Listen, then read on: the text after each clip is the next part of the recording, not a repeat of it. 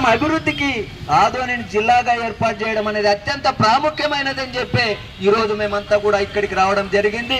కాబట్టి ఆదోని ప్రాంత ప్రజలారా, మరి పాలక వర్గ పార్టీల ప్రజలారా, నాయకులారా, మీరు ఒక్కసారి గుర్తించండి. మరి ఈ శిబిరానికి ఇంతకు ముందే మరి వైసీపీ రాష్ట్ర నాయకురాలు శశికళ గారు, మరి టీడీపీ నాయకురాలు మన గుడిసె కృష్ణమ్మ గారు కూడా ఈ శిబిరానికి మరి రావడం జరిగింది.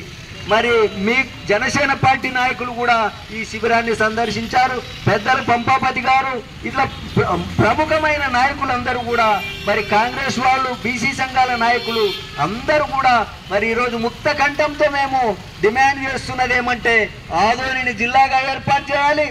ఆదోని ప్రాంతంలో ఏవైతే మండల కేంద్రాలుగా ఏర్పాటు చేయాల్సిన ఈరోజు మరి ఆదోనిలో పెద్ద హరివాణం కావచ్చు, పెద్ద తుమ్మలం కావచ్చు, ఇంకా మేజర్ గ్రామ పంచాయతీలు ఏవైతే ఉన్నాయో దాదాపు అక్కడున్న చుట్టుపక్కల గ్రామాలను కలుపుకొని మండలాలుగా మీరు ఏర్పాటు చేసి ఆదోని ప్రాంత అభివృద్ధికి మీరు దోహదపడాలని చెప్పి, లేని పక్షంలో ఈ ఆదోని ప్రాంత ప్రజలందరూ కూడా అన్ని నియోజకవర్గాల ప్రజలతో మరి మేము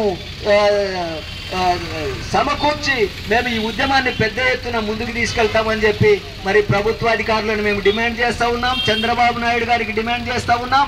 అదేవిధంగా మరి జనసేన పార్టీ నాయకులు పవన్ కళ్యాణ్ గారికి, ఇక్కడున్న బీజేపీ ఎమ్మెల్యే గారు, ఈరోజు బీజేపీ ఎమ్మెల్యే గారు మరి ఈ యొక్క శిబిరాన్ని మరి సందర్శించారో లేదో నాకు తెలియదు, కానీ ఆయనకు కూడా మేము విజ్ఞప్తి చేసేది ఏమంటే మీరు మీ జాతీయ నాయకులకు కానీ ఇక్కడున్న ముఖ్యమంత్రి వర్యులకు కానీ మీరు మీ యొక్క మన ప్రాంతాన్ని ఒక అభివృద్ధి వైపు నడిపేదానికి, మన ప్రాంత ప్రజల సమస్యలు పరిష్కారము అత్యంత సులభంగా వాళ్ళు సమస్యలను పరిష్కరించుకునేదానికి ఈ ఆదోని ప్రాంతము పారిశ్రామికంగా, రాజకీయంగా అన్ని రంగాలలో అభివృద్ధి చెందేదానికి ఈ ఆదోని ప్రాంతాన్ని మనం జిల్లాగా ఏర్పాటు చేసుకోవడంలో ఇక్కడున్న నాయకత్వం అంతా పార్టీలకు అతీతంగా ముక్త కంఠంతో మరి ఈ యొక్క ఉద్యమాన్ని ముందుకు తీసుకెళ్తాదని చెప్పి నేను కోరుకుంటూ ఈ అవకాశం ఇచ్చిన పెద్దలందరికీ కూడా జై భీములు తెలియజేస్తూ ముగిస్తున్నాను. జై భీమ్, జై భారత్, జై బీఎస్పీ.